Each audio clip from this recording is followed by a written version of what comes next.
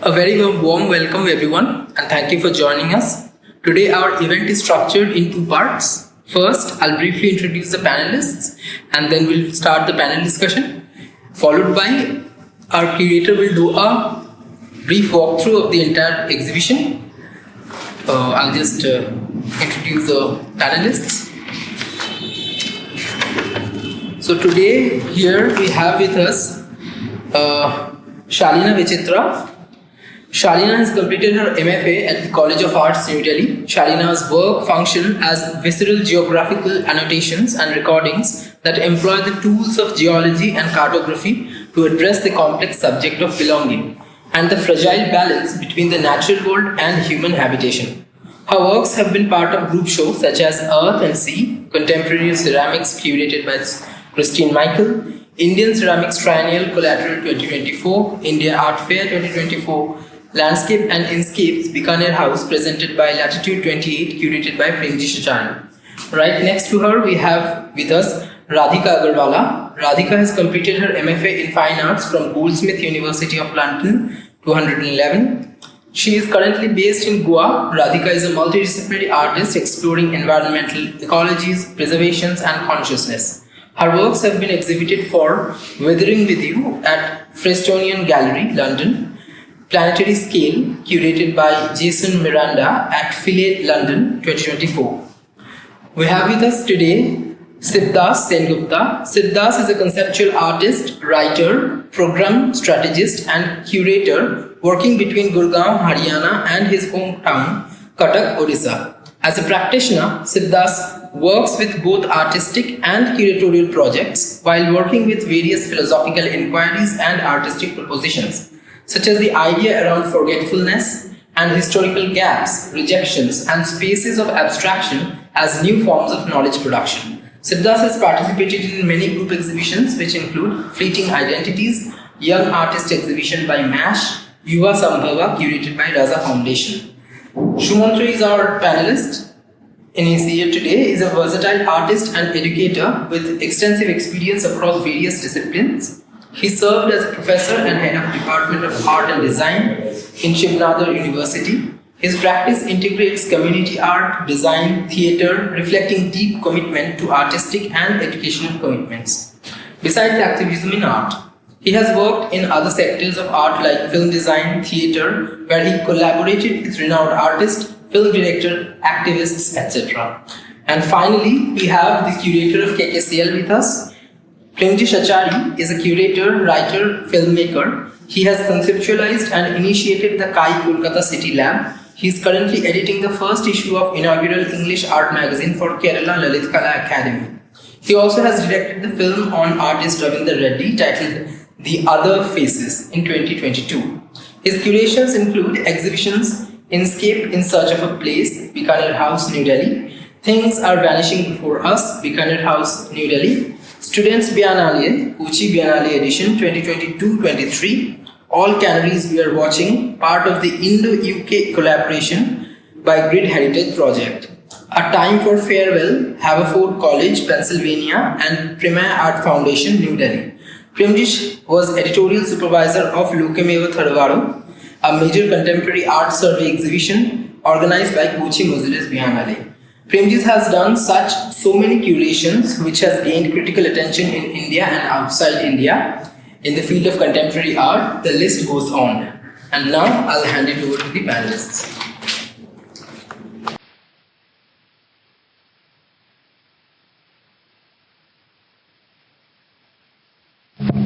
Thank you, Saurav. Thank you, Ambika. Good evening, everyone. And like Saurav said, thank you for taking your time out on a Monday evening, and also that on the festive occasion of Rakhi, that all of you have come today, and we are very grateful to all of you. Thanks for joining. And before I make my introductory remark, thanks are also due to the many facilitators and important players or supporters of this project, and one of them being the strongest pillar who is behind all this generous kind, attentive, and supportive to all the requests, and a wonderful listener, Ambika Berry. So, almost more than a year ago, when I had come here and visited the place along with Gigi and Jagannath for an exhibition, we started the dialogue about doing something, and it was mainly about organizing certain exhibitions. And that discussion went into something about doing something specific on Kolkata. Not only doing some random exhibitions or thematic exhibitions, but something that will also touch the very fabric of Kolkata, the very layered fabric of Kolkata. And discussions with Radhika, who is also part of the panel and the artist of the exhibition. We call them KKCL fellows, by the way, so they all are KKCL fellows too. So discussions with her also helped to formulate this program into a research residency where artists could come and not from far away, but in mingling with the city, being in the city, working with the city will lead to something concrete through the years. And this is just the first iteration of a long work in progress, a long research in progress to engage with the city. So this is briefly the program, and thank you Radhika, thank you Ambika, and I also have to thank Gigi and Meetu also publicly here, who also suggested my name to Ambika to come here. I'm also thankful to all the KKCL fellows, my artists, friends, comrades who came, attended the residency, spending time, almost 1 month. So many people in Delhi were surprised that how could you get people to come for 1 month? These are big artists and they will not do this program. But all of them came, they stayed, and they did amazing research, amazing interventions, and we all are thankful to them. I'm also thankful to Saurav, who led the program, coordinated the program here, working with the fellows in their research and also continuing the conceptualizing and documenting the exhibition. Thanks to all the staff here, the support system of Kaee, who has helped us in realizing this exhibition. So I want to begin with Shalina has asked me to not give a lecture, but I'll briefly speak about certain things that has also resulted in, as an outcome of the exhibition, certain discussions, feedback, suggestions that have came out, and it's also important to address that.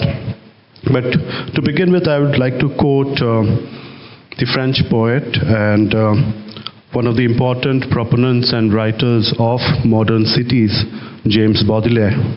And Baudelaire talks about the idea of modern city, the experience of modern city, which is about a certain kind of mourning, a certain kind of loss. And he says, I quote him, "We are all us celebrating some funeral. We are all us celebrating some funeral." And he's talking about the feeling of grappling with certain losses that are part of modernization, that are part of modernity, that we are not able to make sense of. We know that there is some kind of loss in the air. There's some kind of melancholia in the air. There are things that are vanishing. There are things that are slowly decaying around us. But we are not able to make sense of that loss. And I see loss also as a connecting thread throughout the works of most of the artists in this project too. That is there in the writings, in the statements, and even in Shumantro's work that is very well articulated through another word, lithost, the Czech word which he talks about, which also very difficult to translate. That feeling of loss, grappling with that loss, mourning, melancholia. I also want to connect it with another term that has been used by to contextualize the writings of Orhan Pamuk, the Turkish writer who has extensively written on Istanbul. And the term that has been used in Pamuk's writing, Pamuk's context, is huzut. And it's again a term that kind of explains, it does not exactly translate as melancholia, but it is about this feeling that you are not able to grapple with the loss that is going on with the city. So this is what I wanted to start with, but also try to enter to kind of dismantle certain binaries that are posed around us. That is about the insider-outsider binary, that how these outsiders are able to understand Kolkata better than us who are here, and how a project like this that engages with public spaces enter into a gallery space. And I would like to dismiss or kind of blur those boundaries that are very essential for me to understand, because these are not fixed categories for me. And this is where I would first like to enter into Pamuk's writing, where Pamuk is also writing, when he writing about Istanbul, he is also writing as an Istanbulu. That's what he calls the Istanbulites, who take care and pride in the Istanbul heritage, especially the modern Istanbul. And they are also aware of the historical nature of Istanbul. But they also think of themselves as the westernizers who have visited. They also think of the outsiders' influence also on their own region, which is away from the jingoistic, nationalistic idea of investing in one's own city. So they operate through the dialectics of both. And I feel that is very essential for all of us to engage with. And why it's also important for outsiders to invest in any culture, any heritage, is I would like to articulate it through another example, is that it offered by the Nigerian writer called Tiju Kaul, who now teaches that he's also a photographer, writes extensively on photographic essays and all, and he teaches at the Harvard. He draws his comparison with James Baldwin. And Baldwin, as you know, is a very prominent writer, very strong advocate of the black identity contra the white dominant identity. And Baldwin's lament, Baldwin's anger comes against the black rejecting all the white, comes against the white rejecting all that is part of the white heritage. Whereas Tiju Kaul, who being part of, again, coming from Nigeria, a black writer, has a different position on this, and he says that for a writer like me, or for any citizen of the world, Rembrandt is also part of my heritage. Rembrandt may be white, but he is also part of my heritage, and I take pride in the artistic mastery of Rembrandt. I also take pride in the heritage of Tchaikovsky, Bach, Beethoven. They are not white, but they are also part of my heritage. And through that, Tiju Kaul is also trying to blur this insider-outsider debate that this only belongs to me. There is a certain universality that's part of heritage. And we all also care about the heritage of what is the Bengal heritage, the heritage of Kolkata, the writings of Kolkata, the writers of Kolkata, the cinema of Kolkata, the food practices of Kolkata. We all enter into that, we all engage with that.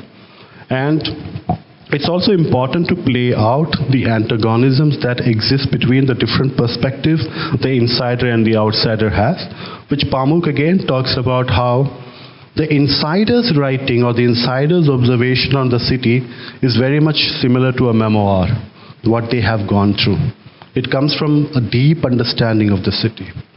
Whereas the outsider's writing or the westerner's writing in the Istanbul's context, he talks about it being very similar to a picturesque, exotic, exquisite representation of the city, which is also important to understand the city. But we have also attempted to move away from the exotic, but have a deep engagement with the layers of the city and different aspects of the city. That's what we have also trying to do in this project. And for us, the project is not something to scratch the surface, but it is to link the city through many perspectives, through many ways of observation. So as you can see, the project is also, for me, it's important to move away from conventional academic research on cities. That you go, you engage with the city, you dig out the libraries and archives, But here the research is done artistically on the city through drawings, through photography, through creating a performance, through creating a site of interaction, through cultivating moss. There are various ways to address the ecological crisis. There are various ways in the artistic research also functions that offers a different perspective on the city. So for me, it also expands the idea of research itself. And what we see around us today is the various facets of that presentation. And that is what all of us have done here and aspire to continue that. So I would like to now enter into the discussion, and I've not told them what I'll be asking, but the basic structure is that I would like to you also to discuss and let them know basically three things. One is the research you did here. What is your research and how you did the research? That's very important for them to also understand. The second is the process of making. That the process of making is not only making an artwork, the process of making is also translating your experience of the city into the artwork. Now, how did you do that? And the third is the final work of art. And from that work of art, what is the future of this? How your work is also taking ahead from this position. So I would like to start with the initial phase, your experience of research, being here, and how did you do the research?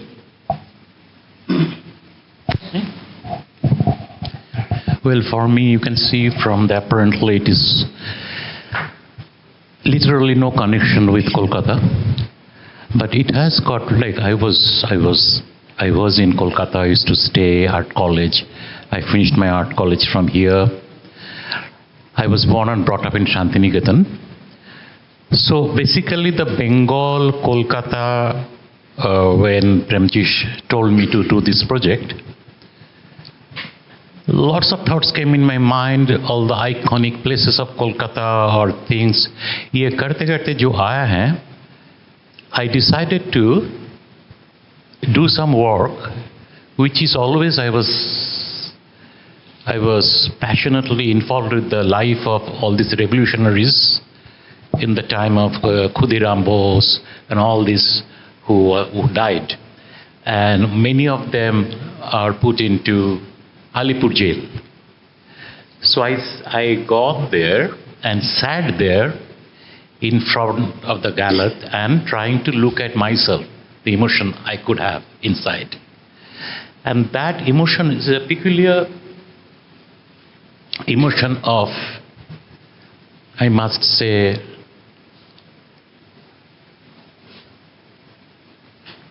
exactly like lithos, a kind of deep sorrow, but that sorrow can lead you to some kind of revelation and reach to the cosmic level. But it is painful when you sit down there hours after hours. And I was doing some pencil sketches trying to decode the thought. Now the thought could be actually without any symbol, without any words, without any meaning even. So the flow of thought goes on in my mind, and I have observed any kind of image or symbol or icon coming in my mind, it has been destroyed in 2 minutes, 2 seconds. So there is no, I can do anything as a representational or use icon into the those kind of things. So what I've done, you can see these pencil sketches, it is only lines. It is lines, and also I have done some portrait of all these revolutionaries. So from that onwards, I realized one thing: thought can be without images, without symbols, without. And I was started reading research on mainly on psychology. And if you read psychology, they completely agree. There's some kind of thought without image, without icon, without a thing, but there is a flow of thought constantly going in our mind.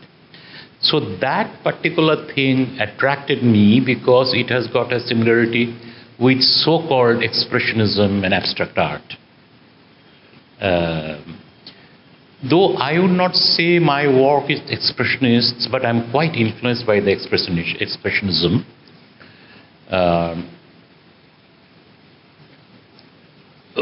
Well, when I was young, the lots of angst and all these things are there that typically expressionists think. But anxiety is every one of us are feeling anxiety. It comes and goes. So these things are there, and try to observe those anxieties and things through thought. So coming back to these, and that time I was in Goa also, when this all question was thing, and in Goa I used to go to the ocean, and what it's fascinated me, a knowledge which I never discovered, ये जो समुद्र का जो लहर है ना, ढेउ जो है, this is an object. Now that object, generally any object we want to name it. Like if you give it a bottle, microphone, these and that. But the challenge was to name a wave. X wave, Z wave, in any way you cannot name it that way, but because it destroys in a year of seconds. So that phenomena, that you cannot hold anything, because before holding, before naming, before meaning, it destroys. It टूट जाता है. तो वो जो जगह area है of knowledge, which excited me a lot, that everybody, I'm trying to name it through my rationality, maybe, I don't know what you can call rationality, but in my mind it is all going away. So no way I can make icon, no way I can do something representational. So this is another thing I realized, that is ocean gave me, और इसके ऊपर बहुत बात भी हुआ, philosopher लोग बात किए, like between you and me, most important thing is the space. Like the distance between me and Ambika, apart from the figure of Ambika and figure of me, what the things will happen, the theater and everything here, in between space. So in between space, so what I call myself mark making in the in between space of objects. So ultimately I gave the name of this year is archaeology of absence. So ये सब सोच है, and then another side of it, सोच के जब बात आते हैं, I was born and brought up in Shantiniketan, then Kolkata, then Delhi. Then when you born and brought up in Bengal or Shantiniketan and these kind of places, there's certain kind of thought you cannot avoid. For example, I was very fond of Baul music. There are lots of Baul friends or my friends. There are lots of songs, like one song in Bengali, it will be Age deho jan, pore janbi bostudhon. First know your body, later on you know the object. Now that is a fascinating knowledge of knowledge making. First you know the body, then you know this.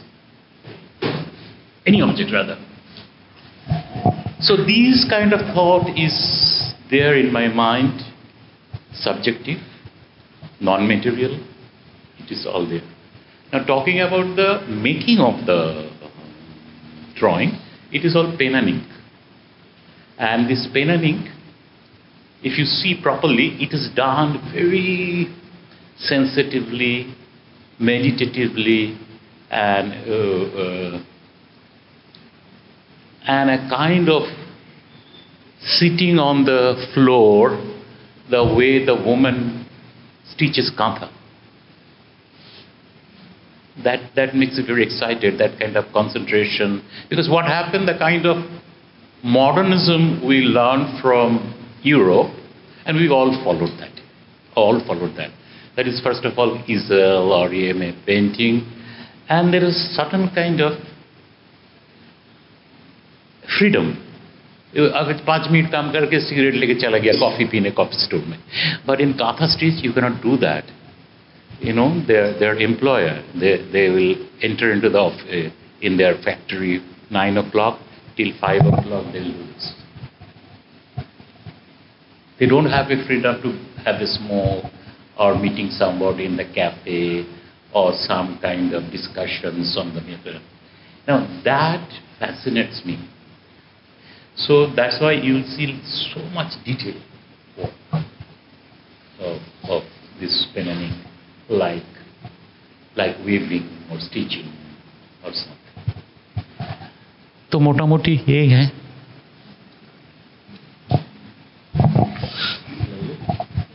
Yeah. Okay, so thank you everyone for joining today's conversation, and thank you Premjish and Ambika for conceiving, realizing this project and asking all of us to be.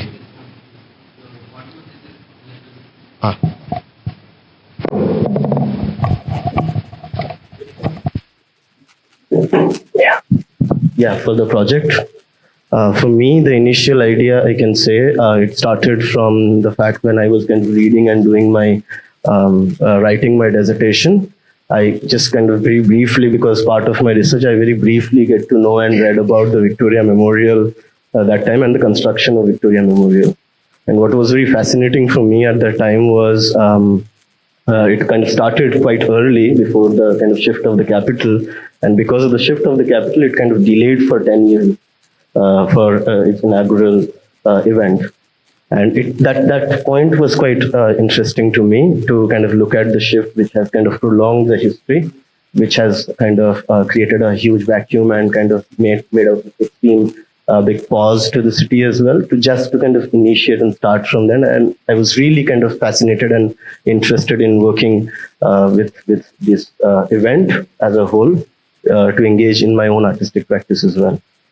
But when I came here for my residency, I literally came with the no material reference through which I really wanted to engage with the project. So what was there only just the idea that I really want to work with the 1911 as an event through which I can engage with the city and create a newer forms of imagination through which the city, everyday life, reforms, these pauses, these kind of invisible histories, hidden histories can be kind of seen and looked at. And then I kind of started doing the research on my project. And the research also was quite academic in that sense.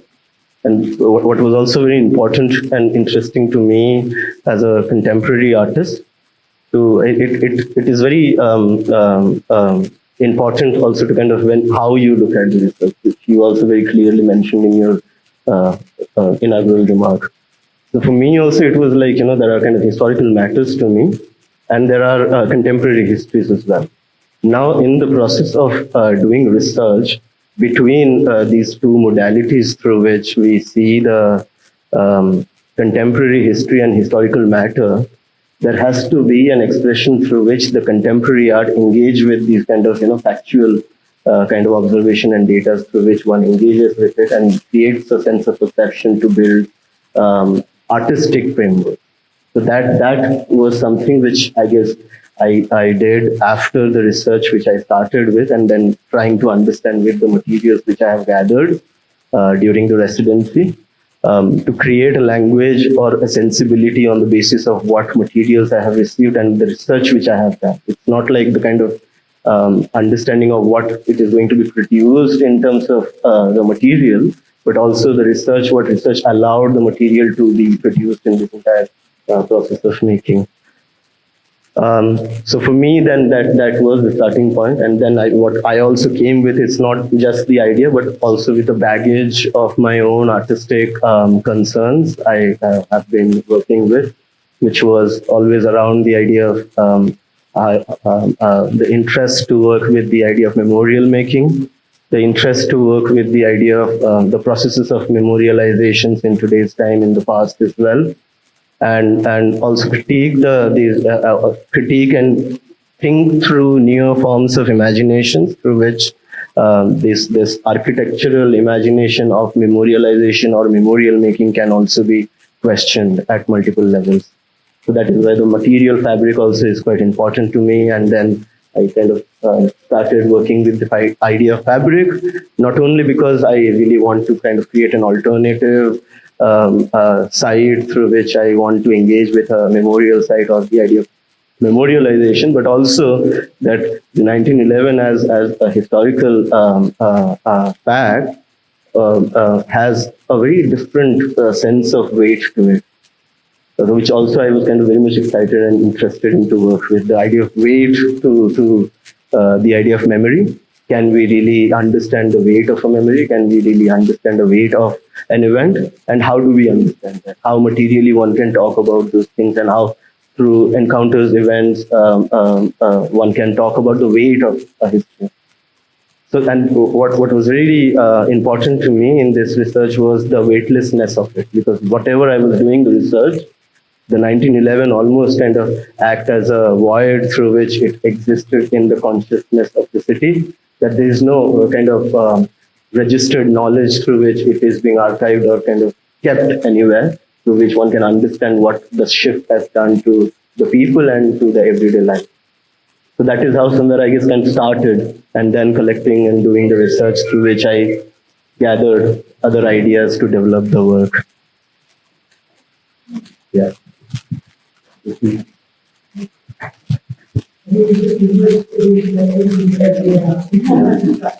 Yeah.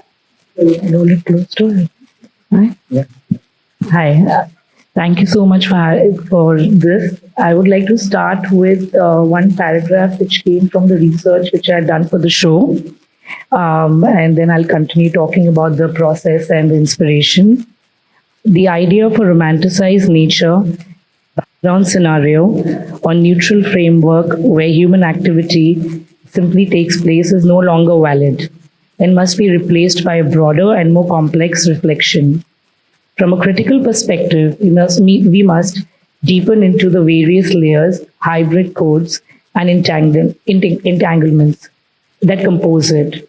The environment can no longer be read as a resource to be managed, nor as a set of given circumstances to which we must adapt, but as one of the main cultural material constructions of modernity. This, for me, this was taken from the Institute of Post-Natural Studies in Madrid, in Spain, and this was the starting point when I started researching.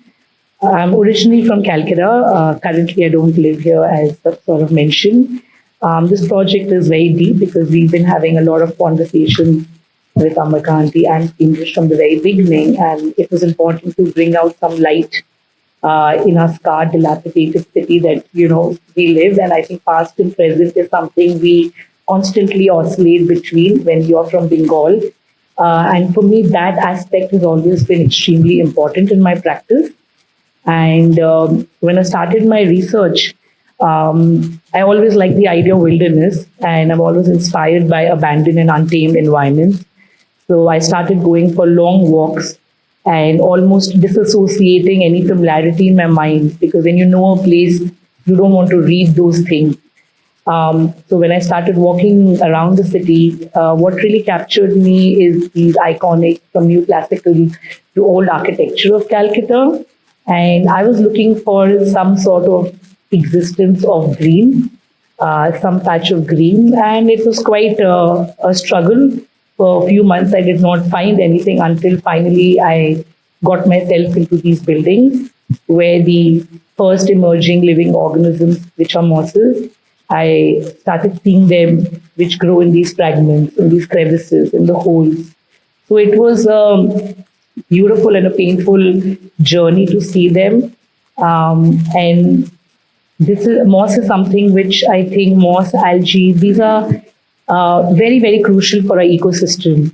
They balance the, not only they help in or soil erosion, but especially for Calcutta, they would help in the air pollution. As we all know, we are fighting with pollution. People are always sick in Calcutta with a cold and cough. It's not seasonal, it's all year round because of the pollution and toxic materials and compounds that are in the air. So that was the starting point of my research, where architecture became a very important part of the fabrication for my thoughts. And as I started wandering, I started collecting specimens. I started growing different kinds of moss, um, moss that don't grow in Calcutta, moss that is most vital for the ecosystem. So, not a botanist, as an artist, this was a very new experience for me. And I was interested in these invisible, ignored worlds which exist around us all the time and how they are so crucial for our existence. And after photographing, my works are displayed downstairs. I started photographing these structures and then I made some sculptures which are mirroring those photographs to show the current reality. And there's one sculpture which is built out of a Long Island Chinese banyan evergreen tree with terracotta bricks. And I wanted to show the same idea of fragility and resilience in the work, something that I think in Bengal we are constantly fighting. And that was again very important for me to show that almost as a miniature small museum uh, of things that we ignore, but it's there.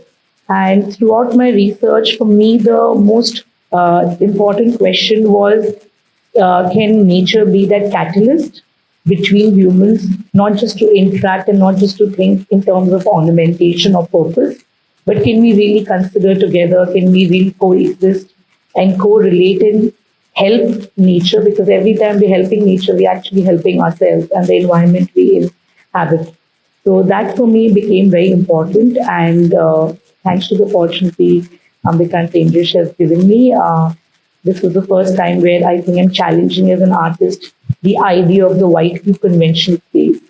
And can living art be also a part of our practices, not just as an artist or a researcher, but also for the audiences.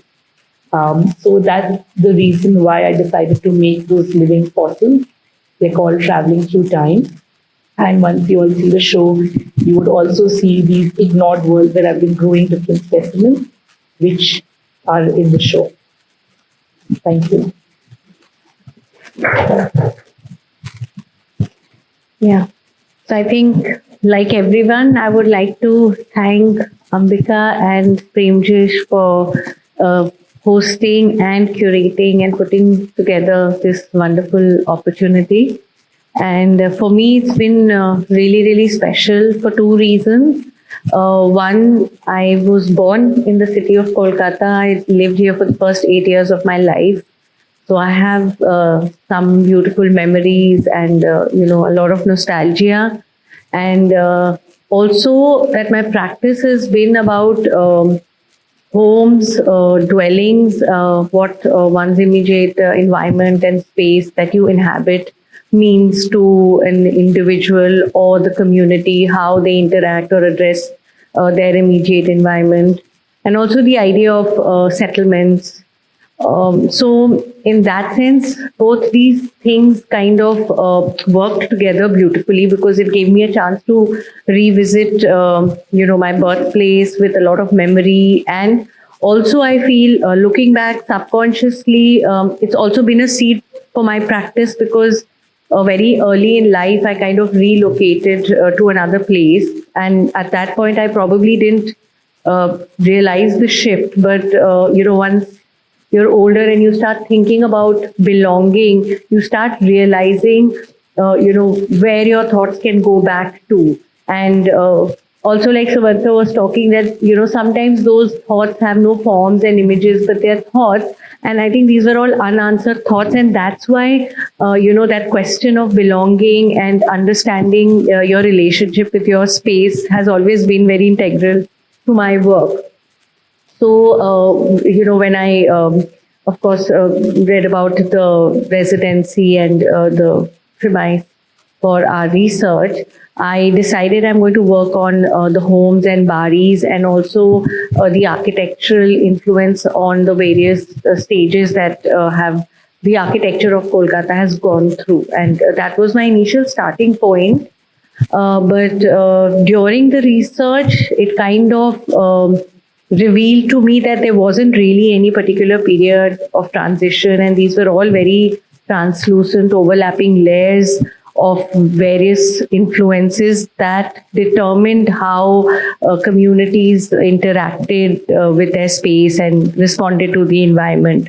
So the research was visiting, North Kolkata and the lanes of these very old homes, the Rajbari and the smaller middle class homes, the trader baris and dukan baris. So, I mean, all of that was quite insightful because they had different kind of spaces, and they all arose out of a need for which belonged to that particular community or profession or the strata of society. So spaces arose out of that need.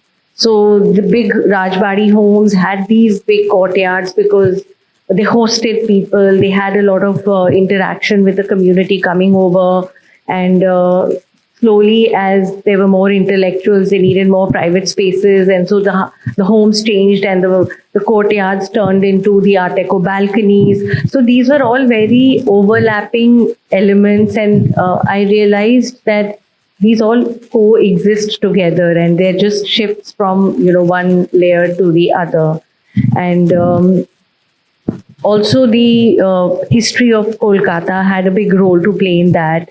Its geographic location, and in that context, the city was born out of that cause again of being a port city, being identified as a place where the Britishers wanted to uh, work out of and trade, and that then resulted in so much of migration. So it gave rise to a lot of trader homes, hostels. So there were these political causes, the social changes, the cultural aspects, which again gave rise to mess baris, where then intellectuals collected, and that also snowballed into the freedom struggle. So all these shifts were very interesting to understand that how the spaces that they inhabited were resulted out of all these socio-political and cultural changes. So for me, that was just an interesting observation, and then how I translated it into my work was working with very translucent layers. So I've always worked with fragmented facades of architecture with a lot of cartography, maps, and I used old maps of Kolkata, which also during my research, I was walking around College Street and looking at old books and old maps.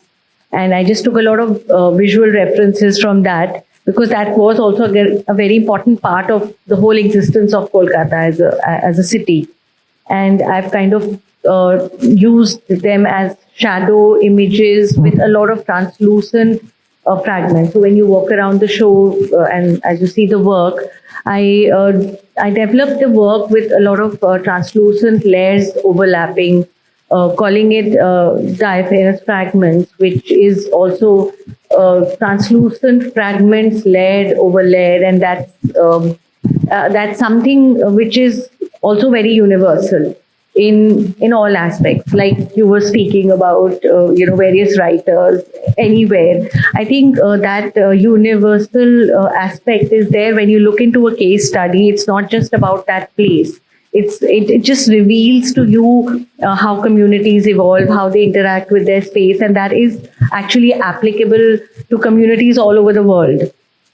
So in that sense, I think research residencies like this are very important, because it not only speaks of one place, or like if you're talking about nature and if you're talking about the interaction, it's actually something universal. It's not just about Kolkata, but that's just the starting point. So it's been a beautiful journey and overwhelming to see so much of overlapping, and I think I thoroughly enjoyed it, and I really enjoyed producing the body of work as well. I worked with a new medium, and that I think has also been like a starting point, because when you kind of objectify yourself away from what you've been working on normally as your practice, it kind of gives you a newer insight and a fresher perspective to your work. So I think that's also been a very important part of the residency. It adds to another fresh perspective. When we go back to our studios, back to our practice, there's another layer added to it. Yeah.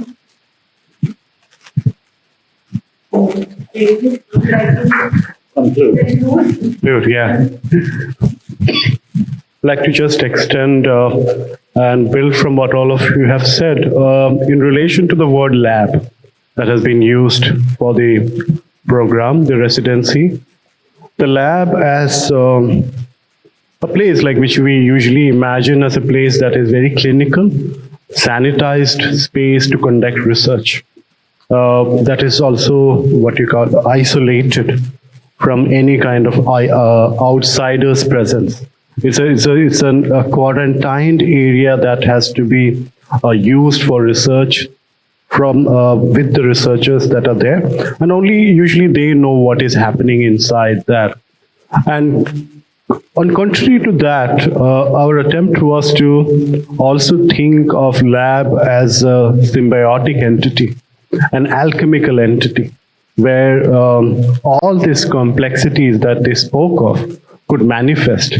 And the research is not only the custody of Kaee or of these artists or the curator, but the research belongs to the public sphere. The research belongs to the communities. And in the future, the lab is imagined in that way that more research could be built on this. More foundations could be added on this to continue the search for these various themes, the various issues, various concerns that are pertinent to the history, memory, but also to the contemporary lives of Calcutta. And what are the desires of, like, we are also, I feel, somewhere caught up in the history, the past, the memory, but not adequately representing and understanding what are our aspirations, what are our desires, what are the dreams of our time, and how does the architectures, whether the lived spaces, the built spaces, also manifest those, also trigger those, also contain those, also affect the emotional spaces that we carry and that are also built around us. So we need to see research as a new cartography, as a new mapping of the emotions that the city inspires on us, that the city influences on us. So may the lab live longer. May the lab continue to do such important symbiotic research is what I would like to say. Thank you.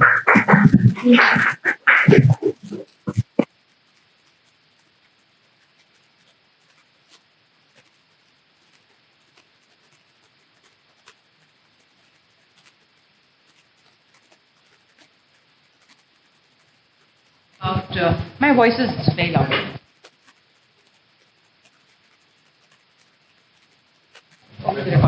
Yeah, whether we are talking about the buildings, the decaying surroundings, the past, and the kind of dilapidated state it is in, and the kind of very according to me, for some it is to feel elated or to get reference or to get inspiration, whereas for me sometimes it's a downer. You know, it's a downer. Yes, we save monuments, all of that is fine. But all the research that you people have done has led to something very contemporary, very innovative, very new. Do you really see that in Kolkata? Do you see that, or do you imagine that? My difference in this question is that do you really see it or do you imagine it? I think No, I don't know if I can answer it correctly, but I mean, my perspective on that is that since we're all into a particular practice, in that sense, yes, whatever we've done is contemporary. That's our response. That's the language we speak in, and that's been the outcome. But I think for me, it wasn't about solutions or wanting or desires. It was just purely about observations. And there were like always two sides to a coin. So like again, the starting point was, oh my God, this is happening. How can this be saved? And how can this be done? And when I was going through that thing, and it was overwhelming at times. It just became like, just let it be. It is what it is. Just make the observations. Let's put it on the table. Let everybody have their perspective on it. And I think those are just starting points to start a conversation or to engage people and reflect on it. So sometimes it can't just be wanting or let's change this or I wish we could change it. So I had those thoughts through that 1 month of the journey. I started off with a thought of like, why is it this way? But it didn't end like that. So it was a journey for me also to understand. So that was my perspective. And I think for me it was the contrary opposite, which is interesting, and I think that's what we artists, we gather data in our heads very differently and how we ultimately translate them. And since back and forth I've lived in Calcutta, for me, since I was working with the idea of environmental issues that Calcutta is facing, and the government and no one really gives two hoots in Calcutta to talk about these pressing issues.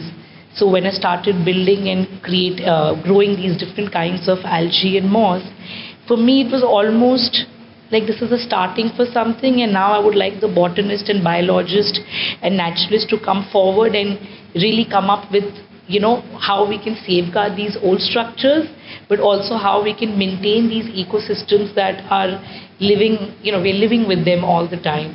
So I think that awareness for me was very special, and I think as artists we are very isolated and we're used to doing our practice in our studios. I think for me this research residency for 1 year and in between moving cities as well from Kolkata, it allowed me to look at this work very differently.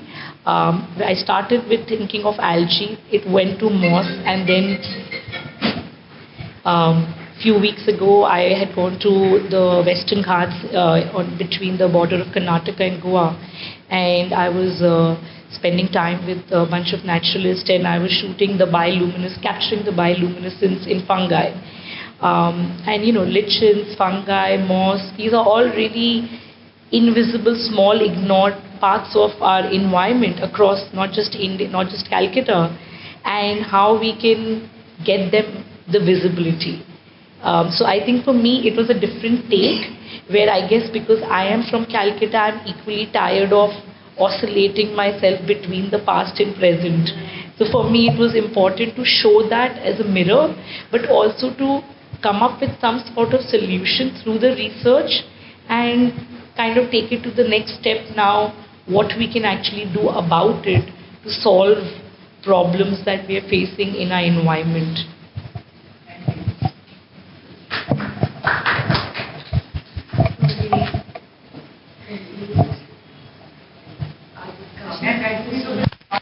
I just want to... No, thank you. I just want to add to what she said. It's a very important question, what you asked. I was thinking about it like when they were speaking. Of course, it's not imagined. Of course, it comes from the position of the contemporary. But again, even in my teaching, I've been inquiring about what is the nature of the contemporary which we are talking about. That has to be introspected, because contemporary is again unilaterally used throughout the art world and even in different theoretical postulates, but without the understanding of what is the contemporary, because there are varied versions of what is contemporary and various periodizations that are associated with what is contemporary, and especially in relation to contemporary art. For example, in the white Anglo context, it is post-1945 that comes as an emerging important period of being contemporary. In the Indian South Asian context, it's mainly seen as post-80s. That is the period of contemporary. But what is the nature of contemporary? Are we ascribing certain periodizations that this is when we became contemporary, but what happened in that contemporary? Why do we associate it with this contemporariness that is demarcating us from the modern period? It's important for us to understand. And the answer to that lies in the way we are doing research, which is an expanded idea of research, which is moving away from the existing conventional forms of research, even in the artistic practice. If 20 years ago, if I was imagining this project, or 30 years ago, I would be imagining this project, an exhibition on Kolkata, I'll be doing an art camp, inviting artists to paint on different aspects of Kolkata. That's what I would be doing. But the contemporaneity of art has given us that pluralistic, expanded way to imagine and also practice research in these, in these elastic dimensions. And that is, I think, is an important entry point for all the artists, to make that claim into research, to make that intervention into research, make it more democratic, and also reimagine the public sphere. Because all of these discussions, which you rightly pointed out, are also about past. But can we escape from the past? Can contemporary escape from the past is again a significant question, because most of the important political debates, discussions we are having in our times are still informed by the past. We are claiming and fighting for monuments, historical monuments, and trying to take custody of territories and spaces that has emerged in the past. So how much of that distance we can keep from the past, especially when we are talking about memorialization, monument, heritage, history building and everything. But I think it's through these newer perspectives, newer approaches to knowledge building that one could do that, is what I feel. So, yes. Thank you. I think this walkthrough will be over with. So one small point what he was saying. So why artists become interested in research? If you see generally in the history of art colleges, Bowers or even before, nothing was inside the university. They were outside the university. A government art college, this Calcutta University is there, it is there. So this is a problem, because these art colleges has become, because contemporary art become a kind of intellectual history than just skill making and things like that. So it is actually, as far as I remember, it started in Chicago University. The first small art college started there. So in our country also, one of this boy has come out, Shiv Nadar University. It's inside the university. So they can talk to sociologists, they can talk to physicists, they can talk to whoever, because it's all nearby. Oh, बहुत important change आया, because it is an intellectual history, knowledge terms में. So ये एक बड़ा सा ये आया, that why artists are talking like this, why artists interested in research. I think so.